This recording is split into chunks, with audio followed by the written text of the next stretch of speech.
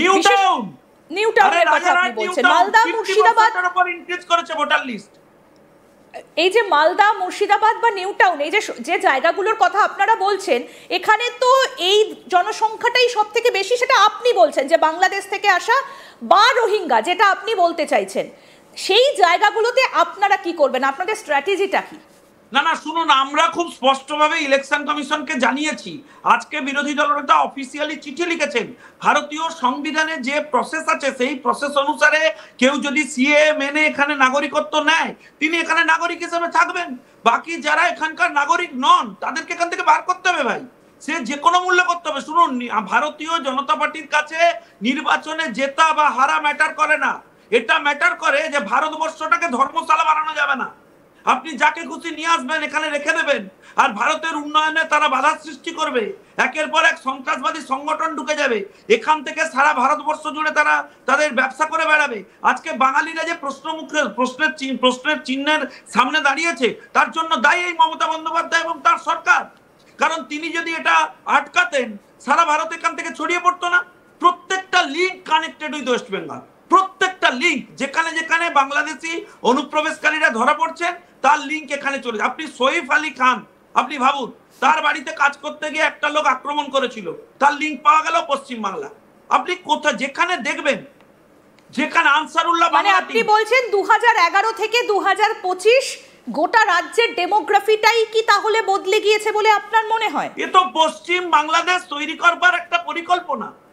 আজকে উনি যা বলছেন, মোহাম্মদ ইউনূস একই ভাষায় কথা বলছেন, ওনার ল্যাঙ্গুয়েজ আর মোহাম্মদ ইউনূসের ল্যাঙ্গুয়েজের মধ্যে কোনো পার্থক্য নেই। এই কালকে আমি একটা সোশ্যাল মিডিয়ায় দেখলাম, বাংলাদেশের সোশ্যাল মিডিয়ায়, সেখানে তারা বলছেন যে তারা বাঙালি ঐক্য চান, বাংলা একতা চান। আরে বাংলা একতা মানে কি? ভারত। তোমার প্রশ্ন শঙ্কুদা, যেটা আমরা একটা সূত্র মারফত যেটা জানতে পারছি যে বিজেপির কেন্দ্রীয় নেতৃত্ব বা রাজ্য নেতৃত্বর তরফ থেকে আমরা জানতে পাচ্ছি যে লোকসভা যে নির্বাচন হয়েছিল 2019-এর যে লোকসভা নির্বাচন, সেই লোকসভা নির্বাচন অনুযায়ী আমরা যেটা জানতে পাচ্ছি যে 92টির বেশি আসন আছে, সেগুলোতে তারা বিজেপি এগিয়ে আছে বলছে, এবং আরও 70টা এরকম এমন আসন আছে যেটার ব্যবধান খুব 15,000-এর কম, এবং সব মিলিয়ে একটা দেখা যাচ্ছে প্রায় 162টা আসন, যেটাকে বিজেপি অবশ্যই বিজেপির পক্ষ থেকে দাবি করা হচ্ছে যে তাদের টার্গেট 200-র বেশি বা 200-র মতো, কিন্তু 162টাতে নাকি তৃণমূল কংগ্রেসকে ইতিমধ্যেই তারা টেক্কা দিচ্ছে। যদি একটু বলেন আমাদেরকে। যদি আপনি 21-এর নির্বাচনী ফলাফল স্টাডি করেন, তাহলেই দেখবেন আমরা যদি কাউন্টিংটা কন্ট্রোল করতে পারতাম আর এই জালি ভোটার নিয়ন্ত্রণ করতে পারতাম, তাহলেই আমরা ক্ষমতায় চলে এসেছিলাম। আমরা তো আমাদের হার থেকে শিক্ষা নিয়েছি যে কি করে মানুষ চেয়েছেন 2021-এ আমরা ক্ষমতায় আসি, তারপরেও আমরা নির্বাচনে হেরে গেছি কেন? কারণ এই সমস্ত স্ট্র্যাটেজি ওনারা ফলো করেছেন।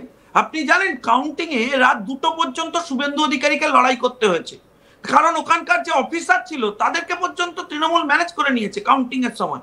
কাউন্টিং এর আমাদের স্ট্র্যাটেজি আছে, এবার আমরা আটকাবো। যেভাবে, যে পদ্ধতিতে, যে ছকে আপনারা আমাদের অন্তত 30-40টা সিট 2021-এ কাউন্টিং এর সময় লুটেছেন, সেটাও এবারে আমরা করতে দেবো না। ফলে ওনারা বুঝতে পেরেছেন আমরা ঠিক জায়গায় আটকাচ্ছি। সেজন্য আজকে মমতা বন্দ্যোপাধ্যায়কে মঞ্চে দাঁড়িয়ে বলতে হচ্ছে যে আমি ইলেকশন কমিশন ঘেরাও করে নেবো। আমরা সরাসরি গিয়ে ডেটাবেস নিয়ে ঠিক জায়গা পর্যন্ত দৌড়চ্ছি, তাই ওনারা চিন্তিত হয়ে পড়ছেন। ভাই আপনি একটা কথা বুঝুন, 148 হচ্ছে ম্যাজিক ফিগার। এই ফিগারে ভারতীয় জনতা পার্টি আজকে প্রায় 10 বছর আগে পৌঁছে গেছে। তারপরেও ওনারা ক্ষমতায় টিকে আছেন কেন? 2021-এ এরা টিকে ছিলেন কেন? কারণ শুধুমাত্র লুটেছেন বলে ভোটটা। এই যে আজকে উনি বলছেন ডিএমদের বসে, রাজ্যের মুখ্যমন্ত্রী, যে আপনারা বিএলও কারা কারা যাবেন তার লিস্ট জানিয়ে দিচ্ছেন, আমি জানতে পারছি না। মানে উনি ম্যানিপুলেট করবেন, উনি এটাকে অপারেট করবেন, ওনার পছন্দ মতো বিএলওরা থাকবে। শুনে নিন, একজন বিএলও যদি এবারে এই বেআইনি কাজে লিপ্ত থাকেন, আমরা ইন্ডিভিজুয়ালি কেস স্টাডি করে নিয়ে যাব কলকাতা হাইকোর্ট আর সুপ্রিম কোর্ট পর্যন্ত, জেলে ঢোকাবো। 53 জন ঢুকেছেন, ব্যবস্থা হয়েছে বিহারে, আপনারা দেখে নিয়েছেন। ফলে পশ্চিম বাংলায় যদি মমতা বন্দ্যোপাধ্যায়ের কথা শোনেন, জেলে যেতে হবে। বি প্রিপেয়ার, নিরপেক্ষ আইন মেনে কাজ করুন, করবেন না এটা মানুষের গণতান্ত্রিক অধিকারকে এফেক্টেড করবেন না। ফলে আমরা, আপনি নতুন কিছু বলছেন না, আপনাদের চ্যানেলও নতুন কিছু বলছে না। আমরা 2021 ক্ষমতায় আসার জায়গায় আছি, তারপরে লোকসভা নির্বাচন হয়েছে, সেই নির্বাচনের ফলাফলে দেখা যাচ্ছে আমরা 91টা জিতেছি, তারপরে প্রায় 1 থেকে 12,000 আমরা 80টা হেরেছি, সেইটা সব জালি ভোট। বাদ গেলেই আমরা ক্ষমতায় আসি। তৃণমূল জালি ভোটের উপর নির্ভর করে ইলেকশনে যেতে, সেইটা আটকে যাবে বলে তৃণমূলের এত জ্বালা হয়েছে, এখন বাঙালি বাঙালি করে নেমে পড়েছে। শুনুন, 5টা পদ্ধতি এরা অবলম্বন করেছে। প্রথম পদ্ধতি, এই পদ্ধতি হচ্ছে যত অনুপ্রবেশকারী আছে তাদের ভোটার লিস্টে ঢুকিয়ে জালি আধার কার্ড ভোটার কার্ড দিয়ে নাম বাড়িয়ে দাও। 2, যত রোহিঙ্গা আছে তাদেরকে ঢুকিয়ে তাদেরকে ভোটার হিসেবে বানাও, তাদেরকে কাজে লাগাও। 3, যত পরিযায়ী শ্রমিক আছে বাইরে যারা কাজ করতে গেছে তাদের সমস্ত আই কার্ড তুলে নাও, জব কার্ড তুলে নাও, তাদের ভোটটা দখল করে নাও। 4, একটা লোকের একাধিক জায়গায় ভোটার লিস্টে নাম, যার দার্জিলিং এ আছে, তার 24 পরগনায় আছে, তার আবার বাঁকুড়ায় আছে, সে বিভিন্ন দফায় ঘুরে ঘুরে ভোট দিচ্ছে। আর 5, সব থেকে বিপজ্জনক, এই ধরুন আপনার যদি কোনো আত্মীয় মারা গিয়ে থাকে, আপনি একটু তৃণমূল অফিসে যোগাযোগ করে নেবেন যে দাদা ভোটের দিন উনি কখন ভোট দিতে আসবেন, ওরা বলে দেবেন যে আপনার দাদু মারা গেছেন, বিকেল 3টায় ভোট দিতে আসবেন। ওই 3টের সময় পৌঁছে যাবেন, আপনার দাদুর সাথে দেখা হয়ে যাবে। ফলে একাধিক মৃত ভোটার, এটাই প্রায় আছে 20-30 লক্ষ। ফলে আপনাকে বুঝতে হবে তৃণমূল কংগ্রেসের এই জালিগিরিতে আঘাত লেগেছে বলে এখন বাঙালি অস্মিতা নিয়ে নেমে পড়েছেন।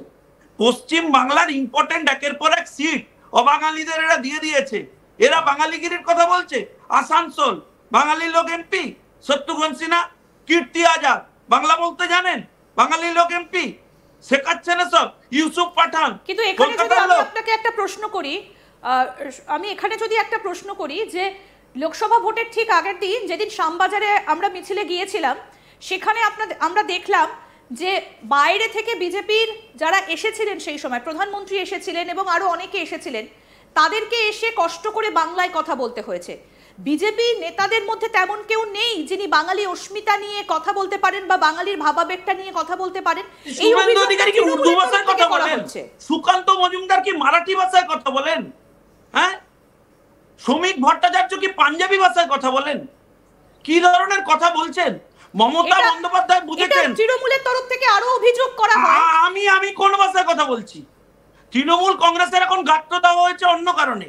তৃণমূল কংগ্রেস যে বাঙালি বাঙালি বলে এত লাফাচ্ছেন, শ্যামাপ্রসাদ মুখোপাধ্যায় যদি না থাকতেন তাহলে আজকে এই বাঙালি বাঙালি বলে ক্ষমতার আস্ফালন করতে পারতেন না, এত দুর্নীতি করতে পারতেন না। এইসব যে করেছেন শ্যামাপ্রসাদ মুখোপাধ্যায়, পশ্চিমবঙ্গটা তৈরি করেছেন, বাঙালি হোমল্যান্ড তৈরি করেছেন, বাঙালিদের জন্য জায়গা তৈরি করেছেন, তাই আজকে এই পরিস্থিতি তৈরি হয়েছে।